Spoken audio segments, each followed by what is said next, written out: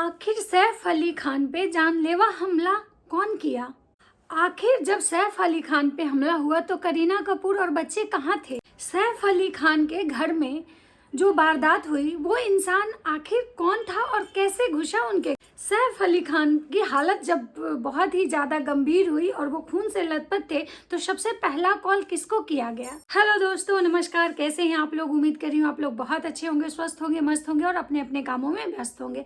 मैं प्रिया शर्मा और आज अब एक नया अपडेट जो कि बिल्कुल ही हटके और हमारे बॉलीवुड इंडस्ट्री से आई है, जो मैं आज आप लोगों के साथ शेयर कर रही हूँ।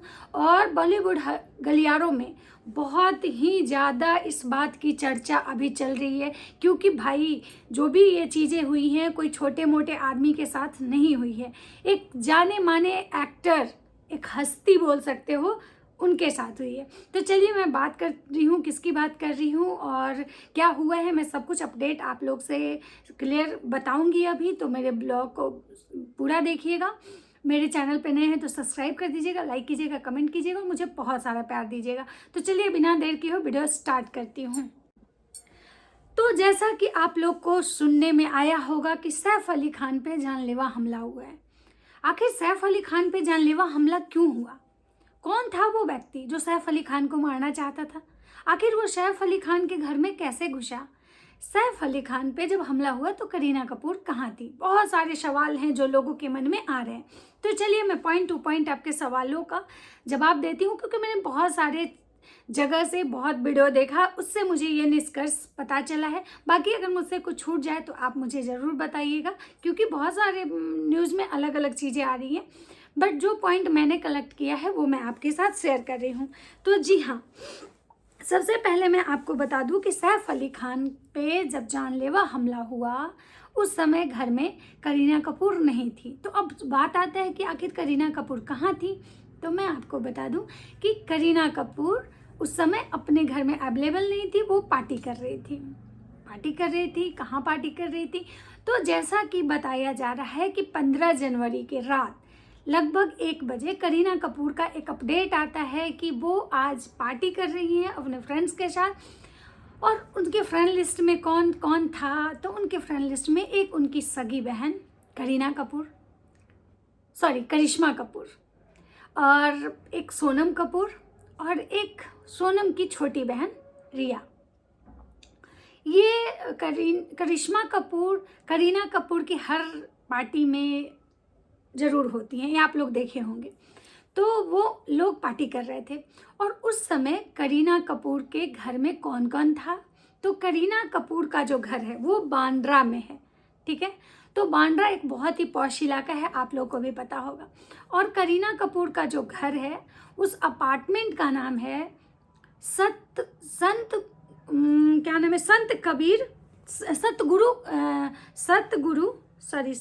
शरण, करीना कपूर का जो घर है उसका नाम है सतगुरु शरण अपार्टमेंट। ये अपार्टमेंट जो है ये भी बांद्रा में है। तो बहुत ही मतलब आप सोच सकते हैं कि इसमें रहने वाले लोग बहुत ही हाई प्रोफाइल ही होंगे। जहाँ सैफ अली खान रह रहे हैं और बांद्रा में, तो आप सोच सकते हैं कि वो हाई प्रोफाइल लोग का ही अपार्टमेंट होगा। और इस अपार्टमेंट में सारे जो मतलब कंस्ट्रक्शन है वो डुप्लेक्स वाला है, जिसमें एक फ्लोर नीचे और एक फ्लोर ऊपर। इससे पहले सैफ अली खान कहीं दूसरे जगह रहते थे, उसके बाद चेंज करके यहाँ आए थे सतगुरु शरण अपार्टमेंट,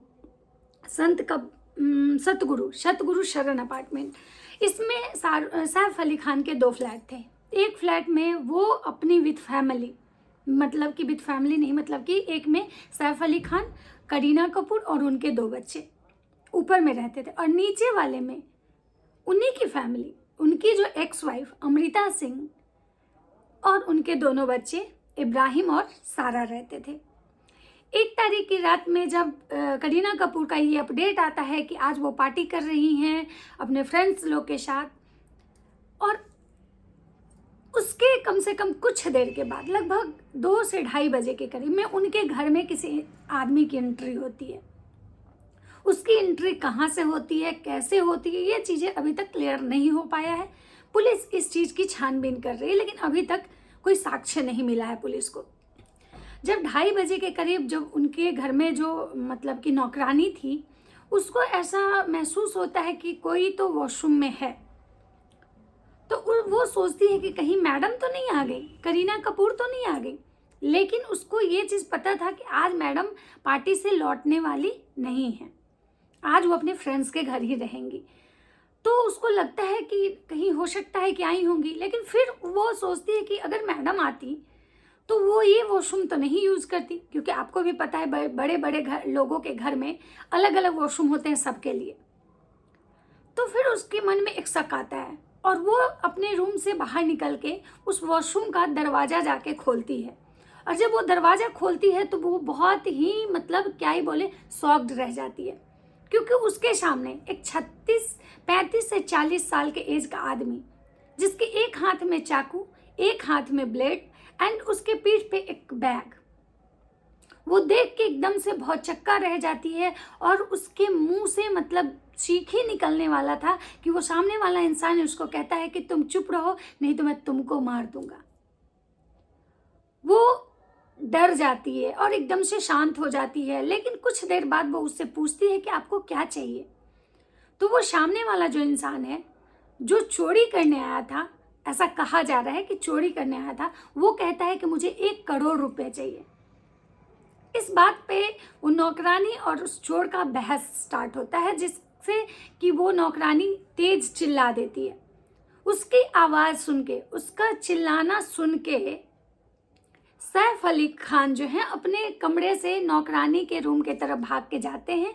और वहाँ जब वो जाते हैं तब तक जब वो सामने पहुँचते हैं तो चोर को लगता है कि अब मैं पकड़ा जाऊंगा, तो वो ब्लेड और चाकू से वार करने लगता है। और सबसे पहला वो वार जो है वो नौकरानी के हाथ पे करता है, उसके कलाई पे, जिसको थोड़ा बहुत चोट लगा है, उसको ज़्यादा नहीं लगा है। उसके बाद जब बचाव करते हैं सैफ अली खान, तो वो जो इंसान था जो चोरी करने आया था वो सैफ अली खान पे अटैक करने लगता है। और सैफ अली खान को 6 जगह पे बहुत गहरी चोट लगी है, यहाँ तक कि उनके स्पाइनल कोड में भी चोट लगा है। और जहाँ पे उसका जो चाकू था उसके थोड़े से मतलब इसमें वो फंसे हुए हैं। उसके बाद सैफ अली खान को बहुत ज़्यादा, जब 6 जगह से उनको बहुत ही गंभीर हालत में चाकू और ब्लेड से अटैक किया जाता है, तो वो खून से लथपथ होकर गिर जाते हैं। और तब तक जो वो चोर है वो पीछे के रास्ते से भागता हुआ दिखा है, क्योंकि ये चीज़ें सीसीटीवी में क्लियर हुई है जब वो इंसान भाग रहा था, क्योंकि उसके आने का कोई फुटेज नहीं है लेकिन उसके जाने का फुटेज मिला है। और उसके बाद सबसे पहले वो जब चीखती चिल्लाती है तो सैफ अली खान के घर के बाकी जो नौकर चाकर थे सब धीरे धीरे इकट्ठा हो गए। और इकट्ठा होने के बाद वो सबसे पहले उनके बड़े बेटे इब्राहिम को कॉल करते हैं कि आपके पापा के साथ ऐसे घटना घट चुकी है। इब्राहिम भागते हुए अपने पापा के घर में जाते हैं, जहाँ पे वो अपने पापा को खून से लथपथ देखते हैं। लेकिन इब्राहिम को गाड़ी चलाने नहीं आता था, जिसकी वजह से वो अपने पापा को लेके हॉस्पिटल जाने में सक्षम नहीं थे। इसलिए एक ऑटो बुलाया जाता है और सैफ अली खान जी को मतलब हॉस्पिटल भेजा जाता है। लेकिन एक बात बहुत ही हैरान कर देने वाली है कि भाई जब ठीक है, जब सैफ अली खान जी को गाड़ी चलाने आता है, इब्राहिम को नहीं आता, तो कोई तो ड्राइवर होगा उनके घर में जो उस समय उनको हॉस्पिटल ले जाता। खैर इस चीज़ पे अभी कोई भी चर्चा नहीं हुई है। लेकिन हाँ, एक बात ज़रूर क्लियर हुआ है कि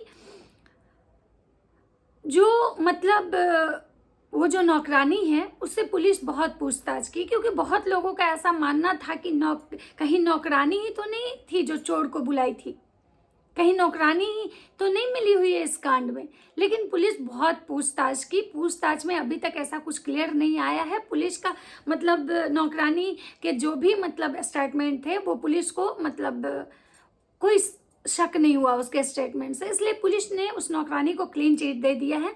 और सैफ अली खान अभी हॉस्पिटलाइज हैं, उनकी एक सर्जरी भी हुई है और प्लास्टिक सर्जरी, एंड